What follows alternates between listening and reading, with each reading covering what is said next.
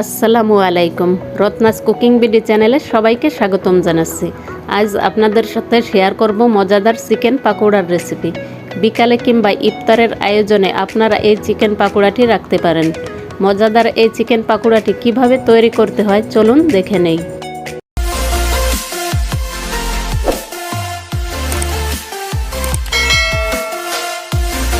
হাড় ছাড়া মুরগির মাংস নিয়েছি প্রায় 250 গ্রাম পরিমাণ। মাংসগুলো ছোট ছোট পিস করে কেটে নিয়েছি।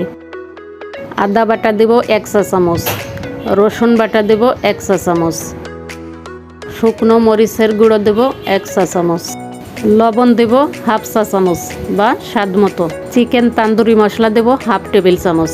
আপনাদের হাতের কাছে এই মশলা না থাকলে যে কোনো গরম মশলা ব্যবহার করতে পারবেন। লেবুর রস দেব 1/2 টেবিল চামচ পরিমাণ। মাংসটা সব মশলার সাথে খুব ভালো করে মাখিয়ে ম্যারিনেট হতে রেখে দেব 20 মিনিটের মতো। আপনাদের হাতে সময় না থাকলে সাথে সাথেও ভেজে নেওয়া যাবে। পেঁয়াজ কুচি দেব 1 কাপ পরিমাণ। 2টা কাঁচামরিচ কুচি করে দিয়েছি। ধনের পাতা কুচি 2 টেবিল চামচ পরিমাণ।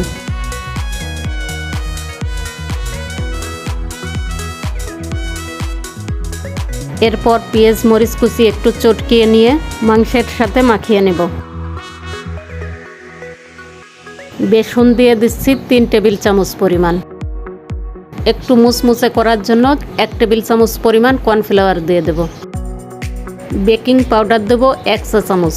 এরপর সব উপকরণগুলো একসাথে মিশিয়ে নিতে হবে। পাকোড়ার ব্যাটারটি মাখানোর পরে যদি দেখেন যে একটু আঠালো হয়ে আছে তাহলে অল্প একটু পানি ব্যবহার করতে পারেন। প্যানে পর্যাপ্ত পরিমাণ তেল দিয়ে তেল গরম হলে পাকোড়ার ব্যাটার দিয়ে দেব। চুলার জাল মিডিয়ামে রেখে পাকোড়াগুলো ভেজে নিতে হবে। আপনি যদি অল্প আঁচে পাকোড়াটি ভাজেন তাহলে খুলে খুলে আসবে, আবার হাই হিটে ভেজে নিলে তখন দেখা যাবে উপরে পুড়ে গেছে, ভিতরে কাঁচা রয়ে গেছে। পাকোড়ার এক পাশ হয়ে গেলে উল্টিয়ে দিতে হবে। মিডিয়াম আঁচে পাকোড়াটি 5 থেকে 6 মিনিট ভেজে নিলেই হবে। তারপর পছন্দ মতো কালার অনুযায়ী তুলে নিতে হবে। একই নিয়মে বাকিগুলো আমি ভেজে নিয়েছি। আশা করি রেসিপিটি আপনাদের কাছে ভালো লেগেছে। এরকম মজার ভিডিও পেতে চ্যানেলটি সাবস্ক্রাইব করে পাশে থাকবেন। ভিডিওটি দেখার জন্য সবাইকে অনেক ধন্যবাদ।